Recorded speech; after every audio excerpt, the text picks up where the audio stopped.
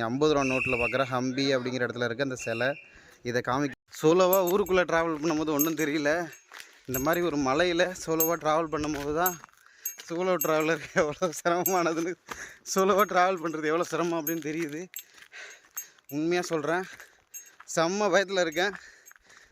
மணி வந்து இருட்ட போகுது. இப்போது 6:45 இருக்கும், 6:45 இருக்கும் மணி. இப்போது இந்த டைமில் இந்த மாதிரி பாருங்கள், சுத்தமாக ஆள் நடமாட்டமே இல்லை. இதுதான் பாதை, நான் வந்த பாதை. போன வாரம் ஃபுல்லாக பார்த்திங்கன்னா நான் ராஜஸ்தானில் பாலைவனத்தில் சுற்றிக்கிட்டு இருந்தேன். அப்போ கூட எனக்கு இவ்வளோ கஷ்டமாக இருக்க மாதிரியும் தெரியல, பயமாக இருக்க மாதிரியும் தெரியல. இப்போ பார்த்திங்கன்னா எனக்கு ரொம்ப பயமாக இருக்குது. மலை கீழே பார்த்திங்கன்னா தண்ணி ஓடுது, பயங்கரமாக தண்ணி ஓடிக்கிட்டு இருக்குது. கீழே பார்த்திங்கன்னா பரிசல் ஓட்டுறாங்க, ஒரு ஆளுக்கு 40 ரூபா. இங்கே பாருங்கள் பாதையை பாருங்கள், கோவிலுக்கு போகிறதுக்கான பாதை குகைக்குள்ளே பூந்து போகிற மாதிரி இந்த மாதிரியே இருக்குது. பாதைங்கள்லாம் பயங்கரமாக ஒரு 2-3 இடத்துல குகை மாதிரி இந்த மாதிரி போகிற மாதிரி குகைக்குள்ளே ட்ராவல் பண்ணி இங்கே பாருங்கள் பாறாங்களுக்கு கீழே நின்றுட்டுருக்கேன். இந்த மாதிரி தான் இருக்குது பாதை முழுக்க. அந்த ஹம்பி கோவிலுக்கு போய் சேர்கிற வரைக்கும் நடந்து போகிற பாதையை தான் நான் சொல்கிறேன். காரில் போகிறதுக்கு இன்னொரு பாதை இருக்குது, ஆனால் இந்த பாதை செம்மையாக இருக்குது. ட்ரை பண்ணலாம் கண்டிப்பாக. வணக்கம், நான் சோலோ ட்ராவலர் ஹரிபாஸ். எனக்கு பிடிச்ச மாதிரி ஒரு வேலையை சூஸ் பண்ணி எனக்கு பிடிச்ச இடத்துக்குலாம் போய் நான் வீடியோ போடுறேன். உங்களுக்கும் பிடிச்சிருந்துன்னா சப்ஸ்கிரைப் பண்ணிவிடுங்க நண்பன். ஹாய் எல்லாருக்கும் வணக்கம், நான் சோலோ ட்ராவலர் ஹரிபாஸ். இன்றைக்கி நம்ம எங்கே போயிட்டுருக்கோம்னு பார்த்தீங்கன்னா ஹம்பி அப்படிங்கிற இடத்துல இருக்க ஹம்பி கோவில் போயிட்டுருக்கோம். இந்த கோவிலுக்கு வரணும் அப்படிங்கிறது பார்த்திங்கன்னா நம்மளுடைய ஒரு 2 வருஷமாக யோசிச்சுக்கிட்டு இருக்கேன். ஹம்பி கோவில் போய் பார்க்கணும் அப்படின்னு சொல்லிட்டு இன்றைக்கி தான் வந்திருக்கோம். 2 வருஷமாக பிளான் பண்ணி இப்போ வந்திருக்கோம். போயிட்டு பார்க்கலாம் கோவில். இந்த கோவிலில் ஒரு செமையான விஷயம் ஒன்று இருக்குது, அதை நாங்கள் போயிட்டு காமிக்கிறேன். எப்போதுமே நம்ம சொல்கிறது தான், எந்த கோவில் போனாலும் பார்த்திங்கன்னா நிறைய விசிட்டர்ஸ் பார்ப்போம், ஃபாரினர்ஸு. இங்கேயுமே அதே மாதிரி விசிட்டர்ஸ் நிறைய பேர் வந்திருக்காங்க. ஃபாரினர்ஸ் பார்த்திங்கன்னா இப்போவுமே ஒரு 100 பேருக்கு மேலே பார்த்துட்டேன் நான். அந்தளவுக்கு விசிட்டர்ஸ் இங்கேயுமே அதிகமாக வந்திருக்காங்க. போயிட்டு பார்க்கலாம் அப்படின்ட்டு. பார்த்திங்கன்னா ஹம்பி கோவிலுக்குள்ளே வந்தாச்சு. கோவிலுக்குள்ளே தான் போய் இருக்கோம். எப்படி வரணும் அப்படிங்கும்போது பார்த்திங்கன்னா கோவில் பார்த்திங்கன்னா சரியான கிராமத்தில் இருக்குது. பயங்கரமான வில்லேஜ் கோவில் இருக்க இடம். அதனால் இதுக்கு முன்னாடி பார்த்திங்கன்னா ஹோஸ்பேட் அப்படிங்கிற கொஞ்சம் பெரிய சிட்டி மாதிரி வச்சுக்கலாம். ஹோஸ்பேட் வந்துட்டு அங்கேருந்து மட்டும்தான் இங்கே பஸ் வருமா. டேரெக்டாக நீங்கள் எந்த ஊர்லேருந்து இங்கே வரதுக்கு இது வந்து ஹம்பிக்கு டேரெக்ட் பஸ்ஸே கிடையாது. இன்னது ஒரு சின்ன கிராமம், மற்றபடி இங்கே ட்ரெயின் ரூட்டோ எதுவுமே கிடையாது. ஒரு சின்ன வில்லேஜ் தான். ஃபுல்லாக பார்த்திங்கன்னா அந்த கோயிலை சுற்றி விவசாயம் கொள்ள மாதிரி தான் இருக்குது. ஃபுல்லாக வில்லேஜ் தான்.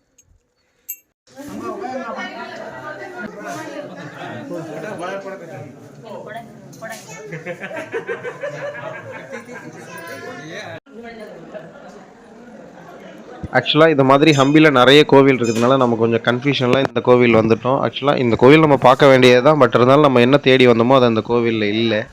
அப்புறம் கேட்டுட்டு அதுக்கப்புறம் நெக்ஸ்ட்டு அந்த கோவிலை பார்க்குறதுக்காக இப்போ போயிட்டுருக்கோம். போயிட்டு நம்ம அதை பார்க்கலாம் எப்படி இருக்குது அப்படின்ட்டு. இந்த தேர் பார்த்தீங்க அப்படின்னா ஹம்பியில் இருக்க எல்லா கோவிலுக்கும் பொதுவானது அப்படின்னு சொன்னாங்க. இப்போ பார்த்திங்கன்னா நம்ம ஒரு அழகான இடத்த உங்களுக்கு காமிக்கிறதுக்காக போயிட்டுருக்கோம். அதாவது 6 மணிக்கு க்ளோஸிங்கு. இப்போ பார்த்திங்கன்னா ஈவினிங் 6 ஆகிடுச்சு. பாதையை பாருங்கள், பயங்கரமாக இருக்குது. இதுதான் பாருங்கள், இப்போது நம்ம போயிட்டுருக்க ஒரு கோவிலுக்கான பாதை அப்படின்னு சொன்னால் நம்ப முடியுங்களா? இதுவும் ஸ்லோப்பாக போயிட்டுருக்கு பயங்கரமாக.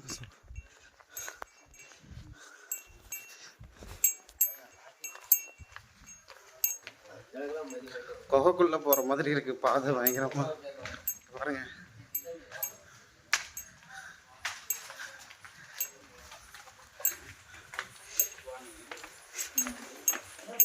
தெரியுது பாருங்கள் கோவிலோட என்ட்ரன்ஸ் தெரியுது. இப்போ நான் வந்த பாதையை பார்த்திங்கன்னா ஒரு கோவிலுக்கு போகிற பாதைன்னு சொன்னால் நம்புவீங்களானே தெரியல. அந்த வந்துடுது பார்த்திங்கன்னா அங்கே பாருங்கள், இந்த மலைக்கு மேலே சின்னதாக ஒரு கோவில் இருக்குது. அடுத்து அந்த சின்னதாக ஒரு கோவில் அந்த மலைக்கு மேலே இருக்குது. இப்போ தான் இந்த இடத்துக்கு தான் நான் போகிறேன். இப்போது இங்கே இருக்க கோவிலுக்கு தான் நான் போயிட்டுருக்கேன்.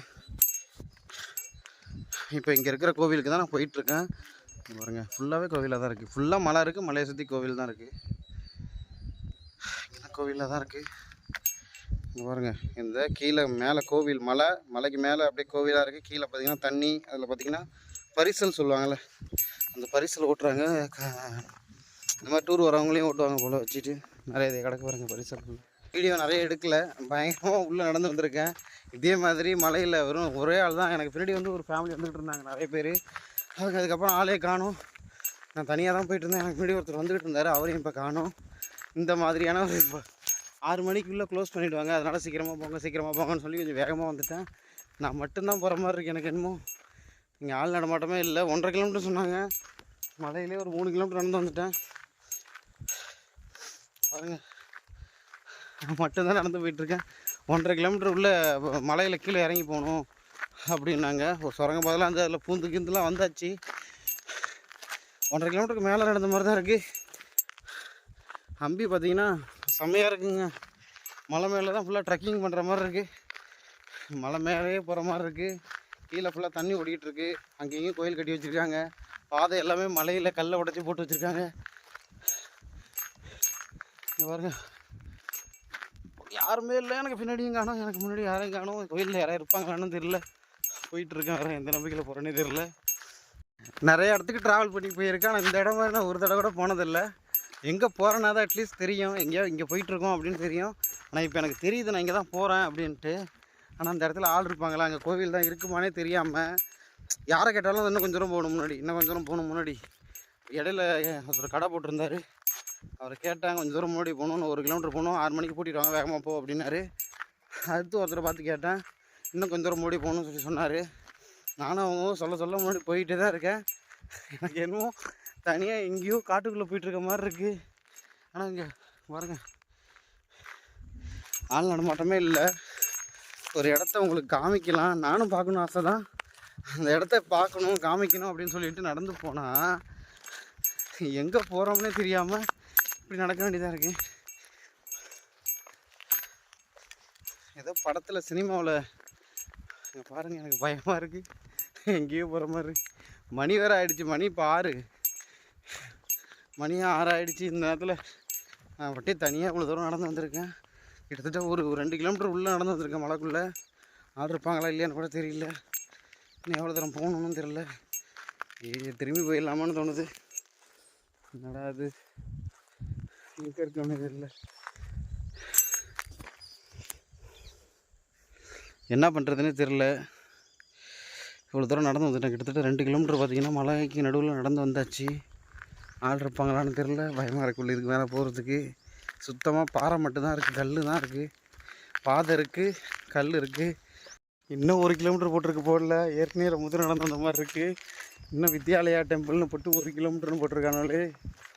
ஐயோ, இங்கே பாருங்கள், பாதையை பாருங்கள். ஒரு கோவிலுக்கு போகிறதுக்கான பாதை ஒத்தையடி பாதை மாதிரி இருக்குது. ஏற்கனவே 2 கிலோமீட்டர் நடந்து வந்துட்டாங்க உள்ள மலைக்கு. அதாவது எப்படி சொல்கிறது, மலையிலேருந்து கொஞ்சம் மலையிலேருந்து சருகலாக போச்சு. அந்த சருகல் ஸ்லோப்பில் பார்த்திங்கன்னா கல்லை உடச்சி அப்படியே ஸ்லோப்பாக போட்டிருந்தாங்க, ரேம்ப் மாதிரி. அதில் ரொம்ப தூரம் நடந்து வந்தோம். அப்புறம் ஒரு குகை மாதிரி இருந்தது, அதையும் கடந்து வந்தோன்னா ஒருத்தர் கடை வச்சுருந்தார். அவர் இன்னும் ஒரு 1 கிலோமீட்டர் போகணும் அப்படின்னாரு. சரி, அவர் பேச கேட்டு 1 கிலோமீட்டர் தானேன்ட்டு வந்தேன். இது என்னன்னா போய்கிட்டே தான் இருக்குது, பாதைக்கு எண்டே இல்லாத மாதிரி. ரொம்ப நேரமாக நடந்துக்கிட்டு இருக்கேன், ஒரு இதே இல்லாமல் இருக்குது.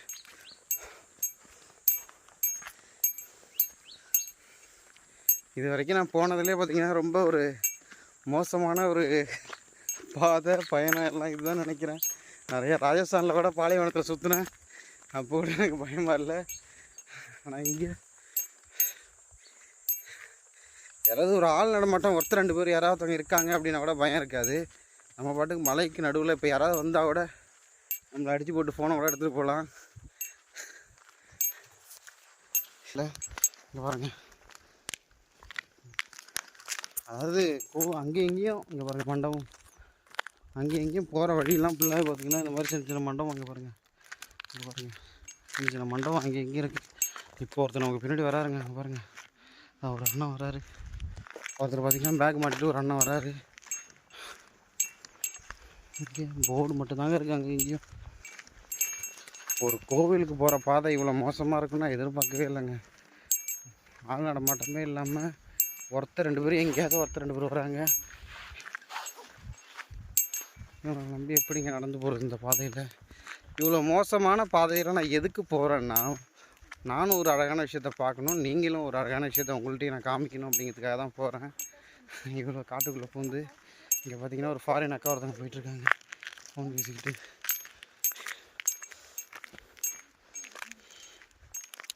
பாருங்க, குழந்தை இல்லாதவங்கெல்லாம் பார்த்திங்கன்னா இந்த காட்டுக்குள்ளே வந்து குழந்தை இல்லாதவங்கெல்லாம் தொட்டில் கட்டி வச்சுருக்காங்க. அவங்களுக்கு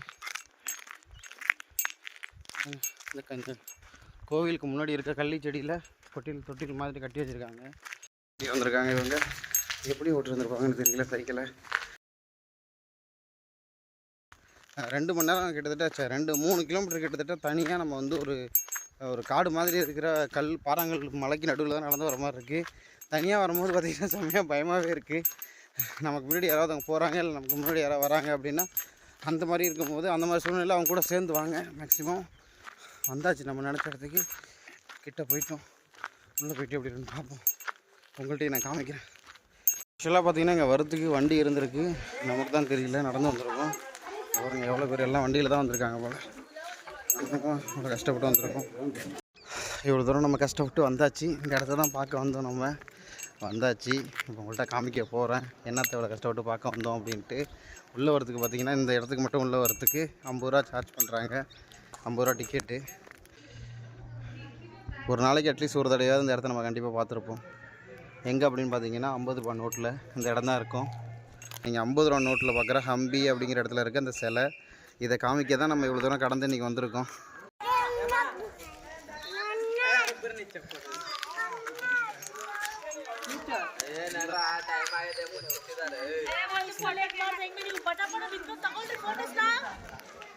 கோவில் பார்த்தீங்கன்னா நான் நினச்சதை விட உண்மையாகவே ரொம்ப அழகாக இருந்தது. ஆனால் உள்ள கேமரா அலோடு இல்லை அப்படின்னு சொல்லிட்டாங்க. அப்புறம் இன்னொரு விஷயம் பார்த்தீங்கன்னா அங்கே செக்யூரிட்டி வேலை பார்க்குறவங்க, அப்புறம் அங்கே பக்கத்தில் இருக்கிறவங்க, அப்புறம் எல்லாருமே தமிழ் தான் பேசிகிட்டு இருக்காங்க. விருதாச்சலம் பக்கத்துலேருந்து ஒரு 3-4 தலைமுறைக்கு முன்னாடி போய் செட்டில் ஆனவங்களாம். ஆனால் நான் பக்கம் தாங்க, கும்பகோணம் தான் அப்படின்னு சொல்லும் போது அவங்களுக்கு கும்பகோணம்லாம் எங்கே இருக்குன்னே தெரியல. எங்களுக்கு விருதாச்சலம்னு அங்கே ஒரு ஊர் இருக்குது, அங்கே நாங்கள் வந்தோன்னு மட்டும் தான் தெரியும் அப்படின்னு சொன்னாங்க. அப்புறம் என்கிட்டே அவங்க கன்னடத்தில் தான் பேசினாங்க. அப்புறம் நான் தமிழ் பேசுனதை பார்த்துட்டு நீங்கள் தமிழ்நாட்டில் எங்கேன்னு கேட்டாங்க. நான் இது மாதிரி கும்பகோணம் அப்படின்னு சொன்னேன். அவங்க சிரிச்சுக்கிட்டே நாங்கள் வந்ததே இல்லை தமிழ்நாட்டுக்கு, ஒரு தடவை கூட இது வரைக்கும் நான் வந்ததில்லை எங்கள் ஊருக்கு அப்படின்னு சொன்னாங்க. அப்புறம் அதெல்லாம் வீடியோவில் கவர் பண்ண முடியல, ஏன்னா ரொம்ப டைம் ஆகிடுச்சு. அவங்க க்ளோஸ் பண்ணுற டைமுங்கிறதுனால, லேட் ஆனதுனால எதையுமே என்னால் வீடியோவில் கவர் பண்ண முடியல.